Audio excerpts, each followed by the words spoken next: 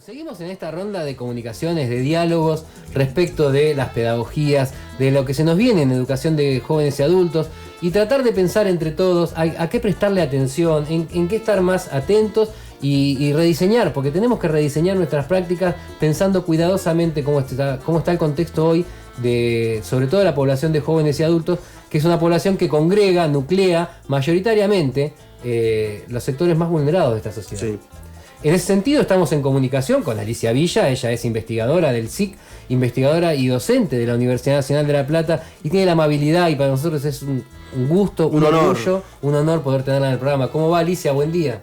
Hola, buen día. ¿Cómo están todos y todas? Bien, muy bien, muy bien. Acá disfrutando de un día casi primaveral, decíamos, ¿no? Tal cual, con mucho solcito. Estamos muy bien. Ya se va anunciando lo que llega, que es la primavera, el verano, y como decimos, nos pasamos el invierno guardados, Alicia. Tal cual, sí. Nunca mejor dicha la frase, hay que pasar el invierno. Hay que pasar. Oh, mirá vos, mirá quién trajiste a la mesa, Alicia. Allá con el desarrollismo de fines de la década del 50. Sí. Ay, Dios. Qué personaje nefasto. Él y su hija. Qué personajes hemos vivido. Sí, y seguimos acá todavía. Seguimos viviéndolos. Bueno, Alicia, te convocamos porque queremos hablar un poco de las estrategias, pensarnos como docentes en este contexto de pandemia y la verdad la población con la que vamos a trabajar y el contexto que está atravesando es muy difícil, particularmente difícil, porque decimos siempre que las tragedias son trágicas, pero cuando sos pobre esa tragedia se profundiza aún más. Y también un poco la cotidianidad del docente, que también no estamos exentos de estos problemas, ¿no? ¿Cómo podemos pensar los propósitos educativos, por ejemplo, Ali, pensando en este segundo cuatrimestre de 2020, cuando van a iniciar las clases, sobre todo en plan fines? Bueno, lo primero es remarcar esto último que vos decís, ¿no? Que es una gran noticia que se haya reavivado, digamos, todo lo que tiene que ver con el plan fines, que tengamos los actos públicos, que las sedes estén abriendo, la inscripción a nivel nacional que se hizo fue muy importante, hubo más de 500.000 inscriptos, lo cual a mí siempre me conmueve mucho esto, ¿no? Cuando vemos la cantidad de jóvenes y adultos y adultas que se inscriben, porque es como renovar la confianza con la educación pública, que por ahí los dejó un poquito en banda en algún momento, ¿no? En la secundaria común. Y sin embargo, esta idea de que los sectores populares no quieren estar, no quieren trabajar, no quieren nada, todo se contradice todo el tiempo con sus acciones, ¿no? Esta voluntad de seguir confiando en la escuela como un medio para estar mejor, para lograr su progreso social, el de su territorio, es como muy conmovedor, digamos. Entonces me parece importantísimo que en este momento podamos dar cuenta de esto, abrir las sedes, que empiece finalmente el fines. Y bueno, Alicia, disculpa, me quiero hacer una postilla para también informar a los oyentes. Más de 250.000 inscriptos solo en la provincia de Buenos Aires. Solo en la provincia de Buenos Aires, 500.000 en el país y la mitad solo en la provincia de Buenos Aires. Es impresionante. Ahí hay que reconocer mucho el trabajo de los compañeros y compañeras que son los referentes territoriales. Una inscripción online siempre es compleja, porque no todo el mundo tiene acceso a poder inscribirse online, y realmente yo doy fe de la cantidad de compañeros y compañeras de organizaciones, militantes barriales, que con su celular en mano fueron casa por casa inscribiendo a los compañeros y las compañeras. La verdad que ha sido un trabajo enorme, entonces hay que una vez más volver a reconocer el trabajo importantísimo que tienen los referentes territoriales cuando hablamos de educación de adultos. Exacto. Te planteaba, Ali, la cuestión esta de los propósitos educativos, ¿no? Ya desde lo pedagógico, pensándonos como docentes frente a esta nueva manera de enseñar que vamos a tener, habría que reformularlos esos propósitos, me parece, ¿no? Sí, yo creo que sí, que hay que pensar muy bien qué es lo que queremos trabajar en lo que resta de este año con los estudiantes que tenemos en las modalidades en las que estamos trabajando. Vos pensá que también esto es, si vemos el relevamiento de conectividad que hizo el Ministerio de Educación de la Nación, más del 70% de las clases están pasando por WhatsApp. Bien. que no es un medio pedagógico, no está diseñado como un aula virtual o como una plataforma educativa para ser un medio pedagógico. Entonces los intercambios que pasan por ahí requieren de mucha creatividad del docente para sostener a los estudiantes en los grupos de WhatsApp. Entonces me parece que en este momento hay que pensar muy bien en cómo poder combinar los objetivos que tenemos como nivel educativo, que tiene que ver con acercar a las personas al conocimiento, pero al mismo tiempo me parece que los propósitos en este momento de la educación están muy puestos en lo vincular, en la importancia de crear un vínculo pedagógico para que ese vínculo pedagógico sea un poco un sostén de las personas dentro de su tejido social. Entonces la función educativa en este momento, para mí por lo menos, está bastante puesta en la construcción de una trama vincular hacia sujetos que están un poco desentramados socialmente, aisladas, con pocas posibilidades de estar en contacto con sus organizaciones, con sus vecinos, que están en situación de vulnerabilidad, a cargo de sus hijos también vulnerados, a cargo de la educación de sus hijos, a veces sin elementos. Entonces me parece que hay una trama vincular y de contención, en el mejor sentido de la palabra, que va a tener que pasar un poco por la definición de lo pedagógico. Y frente a al desafío, al inicio de clases, ¿no? Se me ocurría a mí, pensaba en mi casa, arrancar las clases como, primero, no sé, relevando necesidades, relevando posibilidades. ¿Cuál sería la postura del docente desde tu mirada? Mira, a mí me parece que como la idea, lo que nosotros tenemos que desarrollar ahora es la posibilidad de hacer un ciclo lectivo que tenga como piso la inclusión mínima de los sujetos a la experiencia educativa. Entonces, el primer punto de partida para mí del docente es relevar dos cosas. La primera es el piso tecnológico, digamos, de qué tecnologías disponen los estudiantes o las estudiantes para poder sostener una clase, ¿no? Que es indagar esto, bueno, ¿qué tenés? ¿Un celular? ¿Tenés WhatsApp? ¿Podés bajarte alguna aplicación? ¿Tenés posibilidad de ver videos de YouTube? ¿Qué posibilidades tenemos? Hacer un relevamiento, la planillita y un relevamiento de estos puntos mínimos que tiene que ver con qué tecnología disponen los compañeros y las compañeras que van a estudiar. Sí.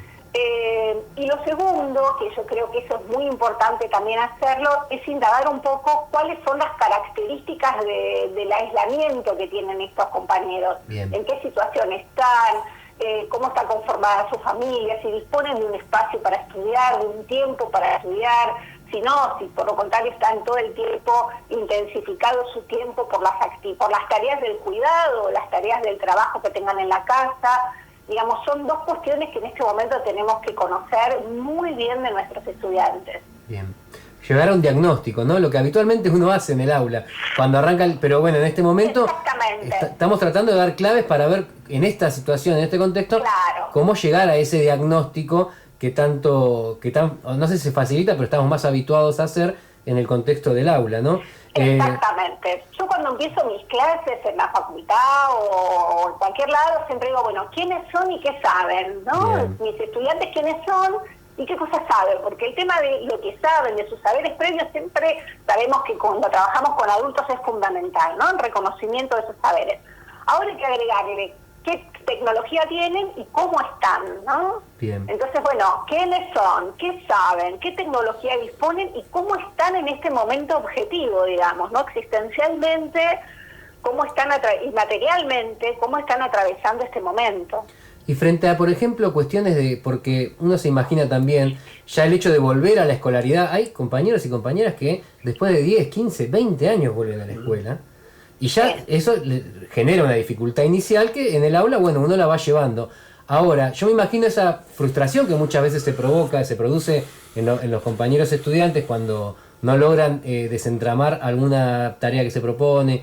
Acá yo me la imagino esa frustración orientada a la desconexión, ¿no?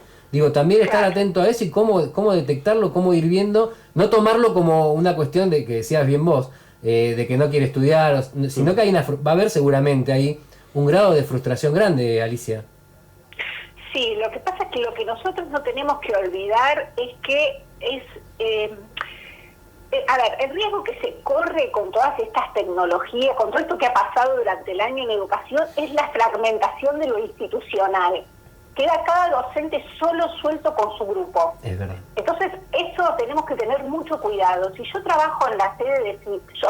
yo tengo mi WhatsApp, mi aula WhatsApp, pero dependo de una sede de cine. Hay un referente territorial. Tengo compañeros y compañeras que trabajan con el mismo grupo. Entonces yo tengo que tener, voy a decir una cosa re básica, pero tengo que tener 2 grupitos de WhatsApp. El grupo de WhatsApp con mis compañeros y compañeras, mi compañero o compañera referente, y el grupo con mis estudiantes. Bien. Entonces, en este momento tenemos que estar muy atentos a cómo construimos lo institucional para poder sostener los problemas que puedan tener los compañeros en el desarrollo de la tarea pedagógica, los estudiantes en el desarrollo de la tarea pedagógica. Si tiene un problema con mi asignatura, muy probablemente la tiene con los demás. Entonces tenemos que pensar más que nunca entre todos cómo sostener esas estrategias para que los compañeros y compañeras no se frustren. Exacto. Hablabas vos... Conversar sobre la situación de cada estudiante, digamos, no soltarnos y no soltarlos, es un poco la idea. Sí, porque la primera reacción, la más sencilla, es bueno, uno menos dentro del aula, sigo con los que me dan bolilla, por decirlo de alguna manera, y me desentiendo de los que no. Pero creo que ahí donde el que no nos sigue, ahí donde tenemos que estar más fuertemente trabajando. Hablábamos en la semana con el director del CENS, nuestro, el que nos toca en la sede que trabajamos con la Chile, hablamos con el director justamente de esta cuestión de desde el CENS también propiciar que los docentes establezcan un vínculo más estrecho y más que nunca con los referentes de sede, que son los que conocen el grupo, ¿no? Exactamente, yo sigo insistiendo que la figura, el CINES no tiene que perder su dimensión territorial bajo ningún aspecto, y el referente de sede es hora de que vayamos trabajando en un reconocimiento cada vez mayor de ese referente. Que no solamente es un reconocimiento social, sino laboral incluso. Sí. Y bueno, justamente el referente es una persona a la que tenemos que acudir todo el tiempo cuando vemos que un compañero tiene dificultades, una compañera se soltó del curso, pero tampoco decirle, bueno, yo solamente enseño y el referente se encarga de hacerme de tutor, entre comillas, y va a buscar a los que se sueltan. Sino que tenemos que pensar entre todos cómo ayudamos a ese referente a tener una estrategia para que nadie se suelte, digamos, ¿no? Sí.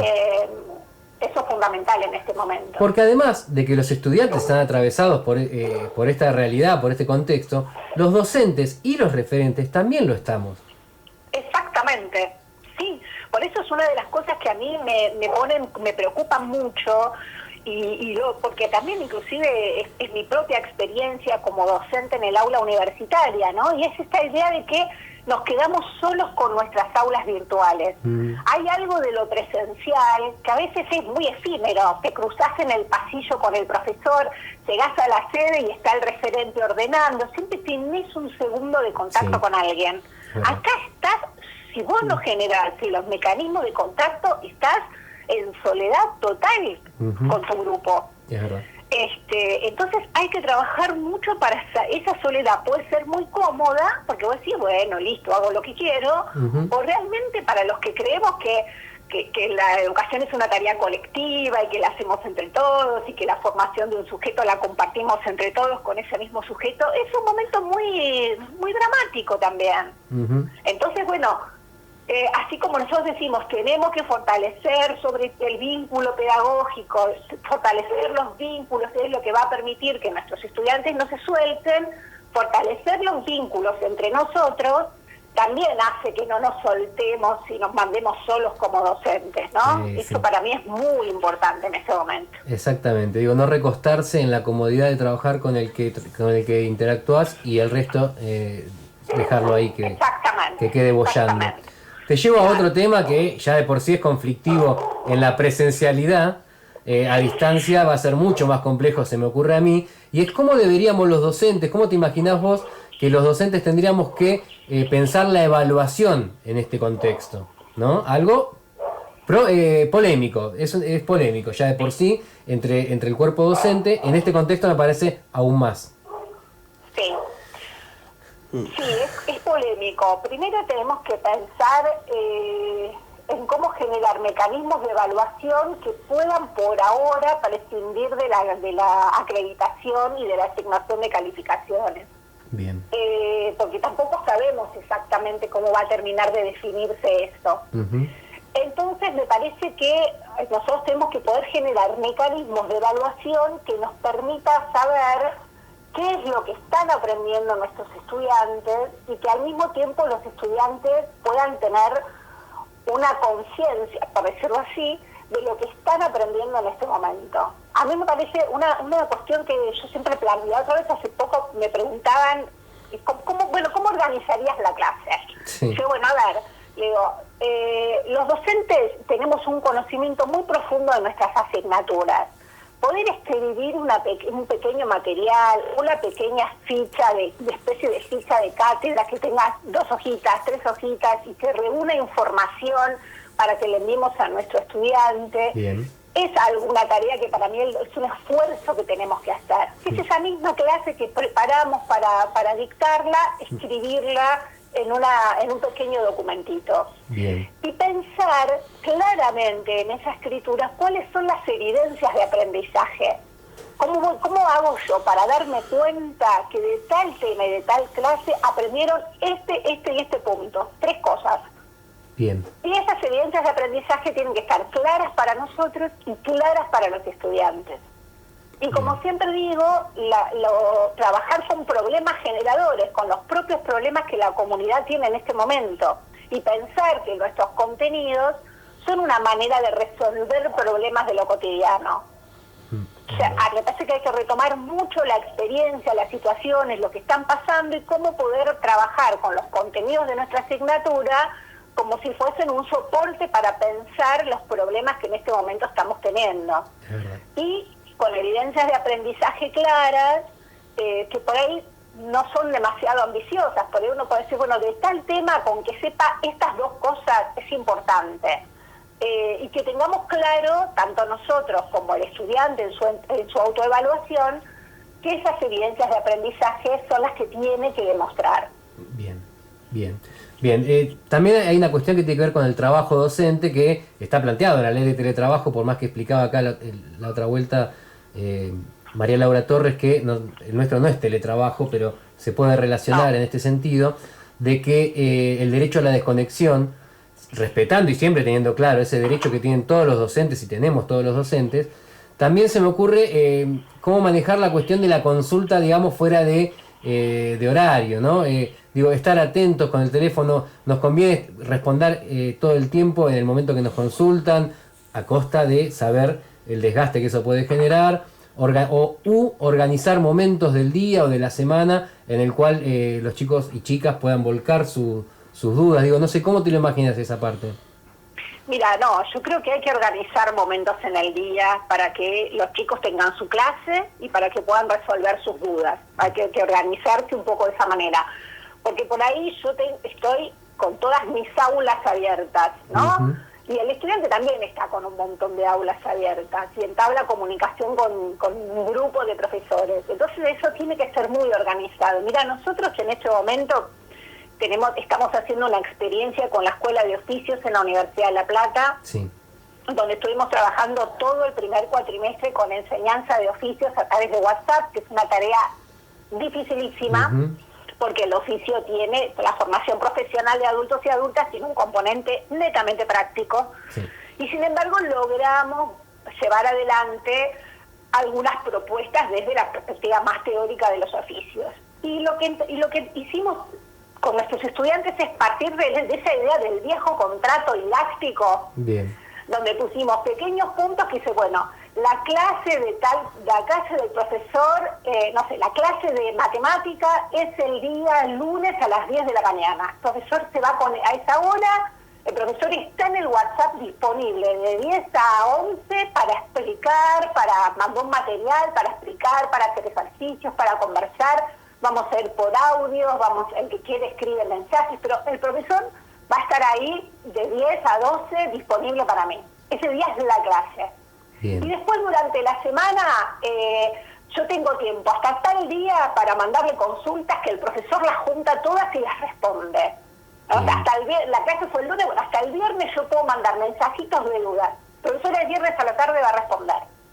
Bien. Punto. Bien concreto. Bien conciso. Y ese contrato didáctico, nosotros trabajamos con la idea del contrato y de vuelta. Bueno, ¿qué nos pide el estudiante después a nosotros? Si yo le dije, a las 10 empiezo a contestar, bueno, yo a las 10 tengo que empezar a contestar. Bueno, no puedo contestar el martes, porque me comprometí el lunes. No, justo ese día tengo que ir al banco, no, voy otro día al banco. No, ¿sabés qué?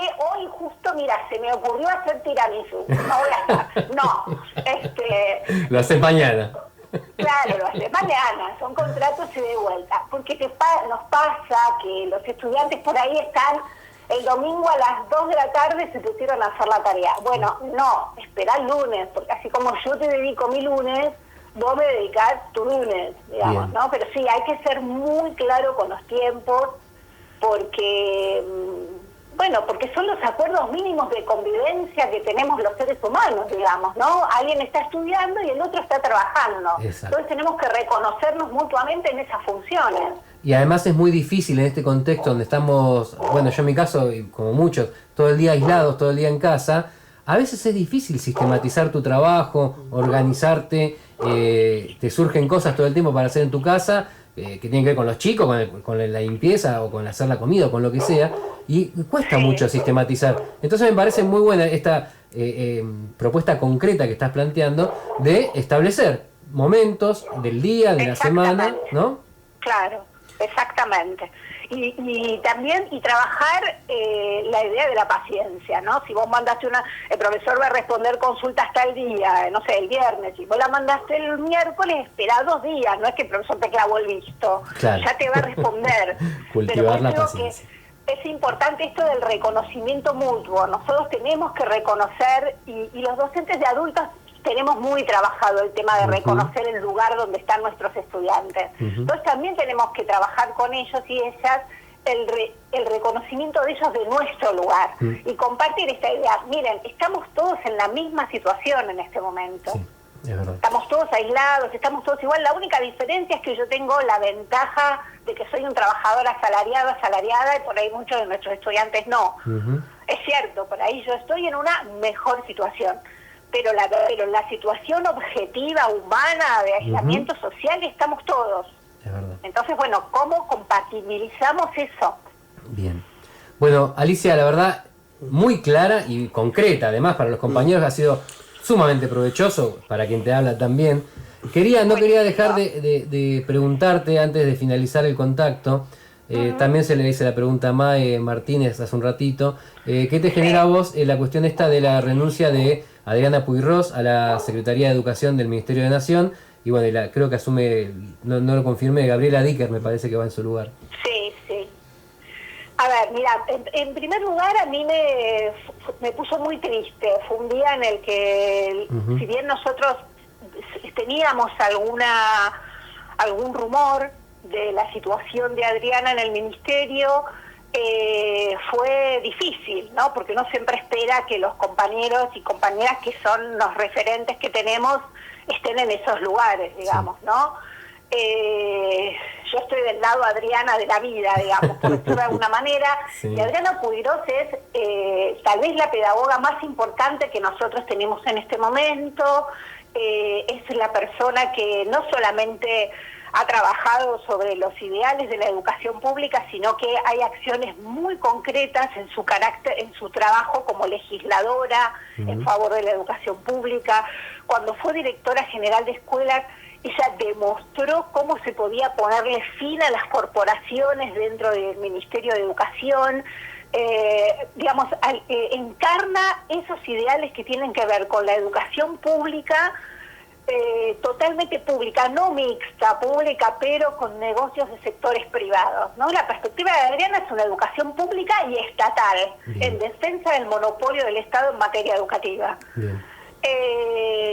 Por lo tanto, para mí es una gran pérdida en este momento. Me tranquiliza que sea Gabriela quien la va a suceder, porque me parece que también Gabriela Dicker es una excelente profesional, pero Adriana encarna no solamente el conocimiento, sino un modo de hacer con el conocimiento pedagógico. Esa es la gran pérdida que yo siento en este momento. Pero bueno, todos sabemos que hay procesos políticos que desembocan en que los compañeros estén hoy en un lugar o mañana en otro, y tenemos entendido que Adriana va a seguir vinculada como asesora directa de Alberto Fernández, así que también nos tranquiliza que ella esté, que sigamos contando con ella, y sabemos que vamos a contar con ella en el lugar en el que ella esté. Sí.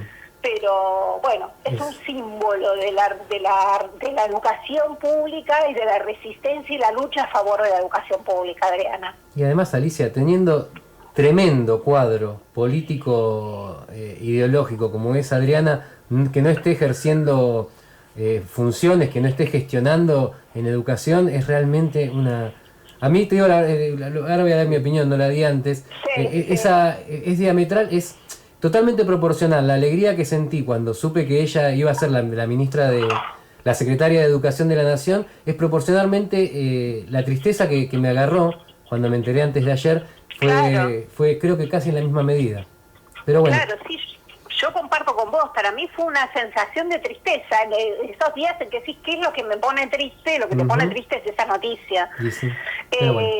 Pero bueno, digamos, interpretemos esto como parte de los reacomodamientos de un proceso político en el marco de un frente en el que estamos todos tratando de resistir los embates de la derecha, que está muy activa en este momento. Bien. Entonces, me parece que una coalición entre todos, como dije, de la derecha, tiene cosas que nos gustan y cosas que por ahí no nos gustan tanto.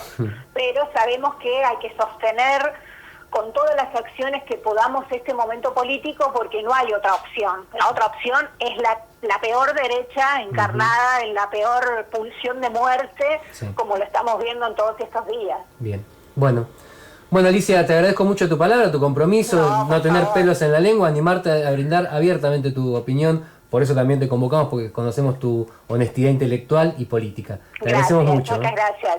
Bueno, compañeros, gracias. Bueno, felicitarlos, porque las radios y los lugares de resistencia siempre son importantes para tener cotidianamente en cuenta. Un abrazo. Un abrazo, y cuando se levante el aislamiento, sigue pendiente esa mateada en el estudio. Sí, tal cual. No, va a ser un placer. La queremos acá en el estudio. Buenísimo. Muchas gracias. Muchas gracias. Hasta luego. Bueno, pasaba Alicia Villa, ella es investigadora del SIC y docente de la Universidad Nacional de La Plata.